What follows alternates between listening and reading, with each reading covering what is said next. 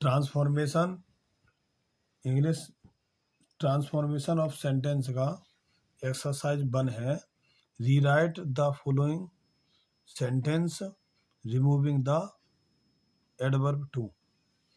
तो इसमें टू के लिए रिमूविंग मीन्स हटाना, रिमूविंग टू के लिए हटा करके सेंटेंस बनाना है। सेंटेंस का अर्थ और भाव नहीं बदलेगा, सेंटेंस का अर्थ और भाव वही रहेगा और टू हटा करके सेंटेंस को बनाया जाएगा। तो सेंटेंस है आई एम टू बिजी, मैं हूँ, टू मीन्स अधिक, बिजी व्यस्त, टू अटेंड उपस्थित होने के लिए, द मैरिज सेरेमनी विवाह समारोह, विवाह समारोह में उपस्थित होने के लिए अधिक बिजी हूँ। तो ये ऐसा बनाएंगे आई एम टू के स्थान पर सो का प्रयोग करेंगे, I am so busy that I, अब आई आ जाएगा, I can not attend the marriage ceremony. तो I am so busy that I can not attend, ATTEND, attend the marriage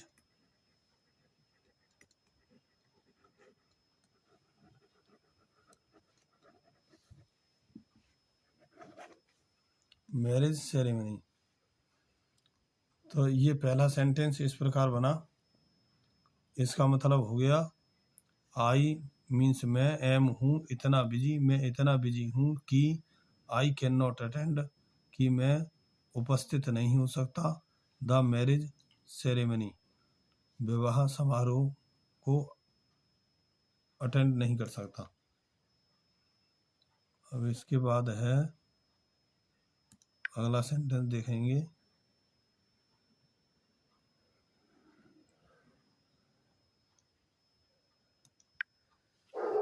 अगला सेंटेंस है the passage is too difficult for me to understand. The passage है अधिक, two means अधिक, कठिन, for me मेरे लिए, to understand समझने के लिए। तो ऐसा बनाएंगे द पैसेज इज, टू के स्थान पर सो का प्रयोग करेंगे, the passage is so difficult that, मी जो है आई में हो जाएगा, that I can not understand, और ये यहाँ जो सब्जेक्ट है तो इसके लिए यहाँ इट का प्रयोग कर देंगे, that I can not understand it, कि मैं इसे समझ नहीं सकता। तो इसे बनाएंगे। दूसरा है the passage, PASSAGE, passage is so difficult, DICUCULT,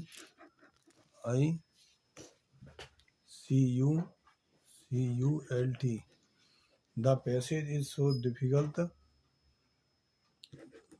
that I can not understand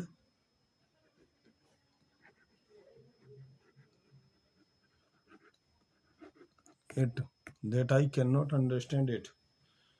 passage है, सो मीन्स इतना, डिफिकल्टी मीन्स कठिन, पैसेज इतना कठिन है कि आई कैन नॉट अंडरस्टैंड इट, कि मैं इसे समझ नहीं सकता।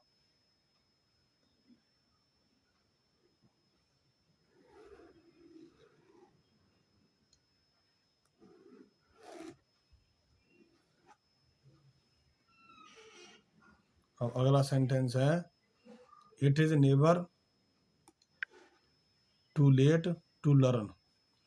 तो इसका मतलब है सीखने की कभी देरी नहीं है, सीखना कभी देर लेट नहीं है। मतलब सीखने की कोई उम्र नहीं होती, जब जागो तभी सवेरा, इसका ऐसा कह सकते हैं। तो इसे बनाएंगे इट इज नेवर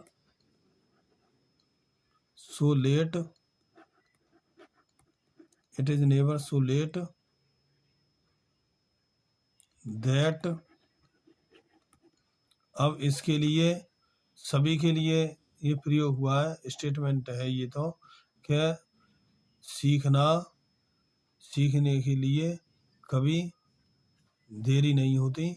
तो दैट के बाद हम सब्जेक्ट लगा देंगे बी, या वन का भी प्रयोग कर सकते हैं। We cannot learn. तो ये इसका मतलब हो गया it is never so late, कभी अधिक देर नहीं है, कभी नहीं है सो अधिक देर, कभी इतनी देर नहीं है कि हम सीख नहीं सकते। बी का प्रयोग यहाँ संपूर्ण मानव जाति के लिए हो गया, या वन या कोई व्यक्ति सीख नहीं सकता, कभी इतनी देरी नहीं है कि कोई व्यक्ति सीख नहीं सकता।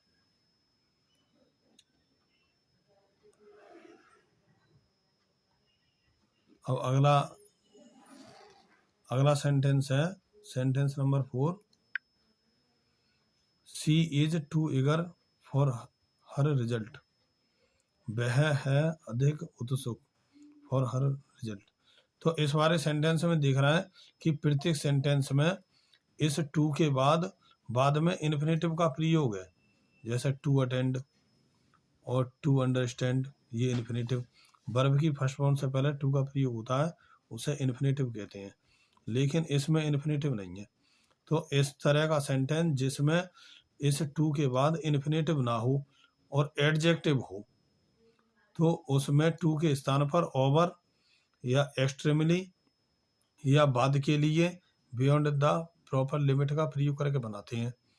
वह है अधिक उत्सुक, मतलब जरूरत से ज्यादा उत्सुक है, फॉर हर रिजल्ट, अपने रिजल्ट के लिए। तो इसमें इन्फिनेटिव नहीं दिया हुआ। तो ऐसा सेंटेंस जिसमें टू के बाद इन्फिनेटिव ना हो, उसी सेंटेंस में इन्फिनेटिव ना हो और एडजेक्टिव हो। एडजेक्टिव मतलब ये इसकी विशेषता बता रहा है। जो शब्द संज्ञा या सर्वनाम की विशेषता बताता है एडजेक्टिव कहलाता है। वह है अधिक उत्सुक, तो ये इसकी विशेषता बता रहा है, तो इसमें इन्फिनेटिव नहीं है। तो इसके लिए बनाएंगे सी इज, 4 है ये, तो इसे बनाएंगे सी इज, वह है, टू के स्थान पर ओवर का प्रयोग कर देंगे, ओवर इगर, वह अधिक उत्सुक है, फॉर हर रिजल्ट, RESULT, या ओवर के स्थान पर एक्सट्रीमली भी लिख सकते हैं, TREMELY, एक्सट्रीमली। या फिर इसके लिए ऐसे भी बना सकते हैं she is eager for her result, RESULT, for her result. तो ये result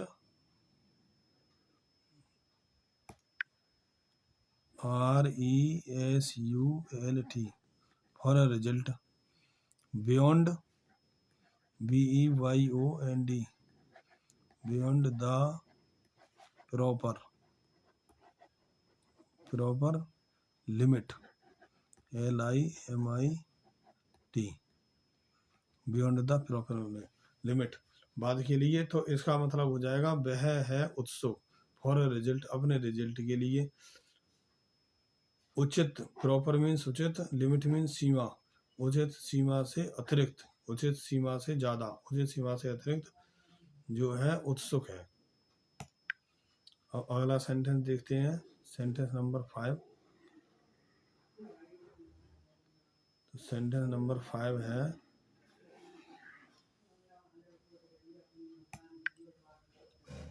he is too proud for his knowledge. तो इसमें भी इन्फिनेटिव का प्रयोग नहीं है, इसमें भी इन्फिनेटिव टू और वर्ब की फर्स्ट फॉर्म नहीं है, जैसा कि इसमें है इन्फिनेटिव, इसमें भी है इन्फिनेटिव। इसमें है इन्फिनेटिव, इसमें इन्फिनेटिव नहीं दिया हुआ है। तो जब इन्फिनेटिव नहीं दिया हुआ है तो ये भी इसी नियम से बनाएंगे कि जब सेंटेंस में टू के बाद इन्फिनेटिव नहीं हो, एडजेक्टिव हो, तो उसमें टू के स्थान पर ओवर का प्रयोग करते हैं। 5 सेंटेंस है, he is over proud, PROUD,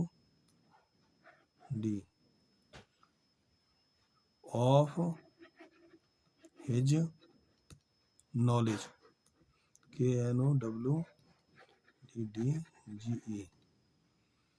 तो ये इस प्रकार, और ओवर के स्थान पर एक्सट्रीमली का भी प्रयोग कर सकते हैं, या इससे पहले बताया वैसे ही बन जाएगा, he is proud of his knowledge beyond the proper limit, ऐसे भी इसे बनाया जा सकता है। 3 टाइप है बनाने की इस सेंटेंस को। अब अगला सेंटेंस है sentence 6, she is too young to travel alone. तो यंग मीन्स होता है जवान होता है, छोटा भी होता है। तो यहाँ छोटा है, वह है अधिक छोटी, वह अधिक छोटी है, टू ट्रेवल यात्रा करने के लिए, एलोन अकेली। तो इसे बनाएंगे 6 को, शी इज सो यंग, वह इतनी छोटी है, that she can not, present में सेंटेंस होता है तो कैन नॉट का प्रयोग करते हैं, can not travel alone, ALONE, वह इतनी छोटी है कि अकेले यात्रा नहीं कर सकती। तो इसमें सी इज टू के स्थान पर सो का प्रयोग कर दिया, इस टू के स्थान पर सो, यंग, फिर दैट लगाएंगे, दैट, फिर ये सब्जेक्ट आ जाएगा, that she cannot, that she cannot से जोड़ा, ट्रेवल अलोन। अब नेक्स्ट सेंटेंस है sentence number 7, Mohan is too strong for me to be defeated. Mohan है अधिक मजबूत, स्ट्रॉन्ग मीन्स मजबूत, फॉर मी मेरे लिए, टू बी डिफीटेड हराने के लिए। तो इसे बनाएंगे 7, या इसे यहाँ से बनाते हैं 7,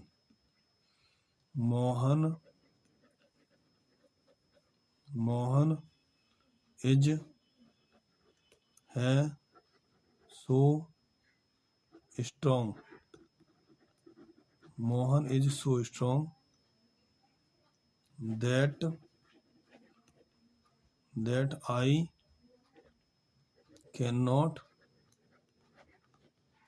डिफीट हिम, कि मैं उसे नहीं हरा सकता।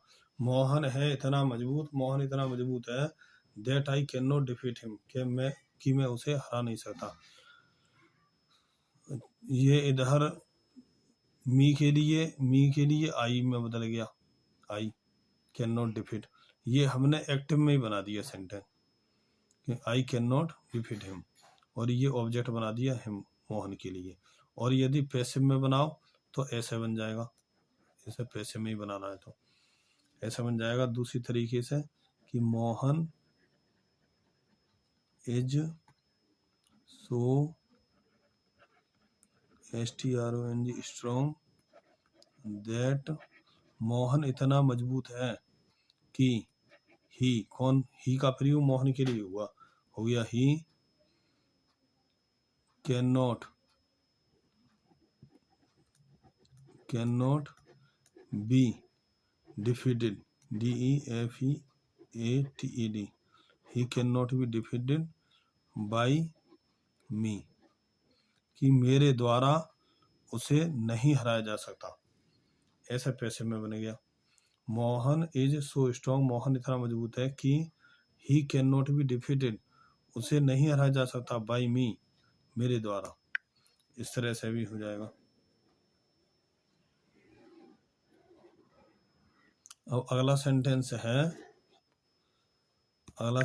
है sentence number 8, he is too good, वह है अधिक अच्छा, टू बी होने के लिए या बनने के लिए, ए सक्सेसफुल एक सफल बिजनेसमैन व्यापारी।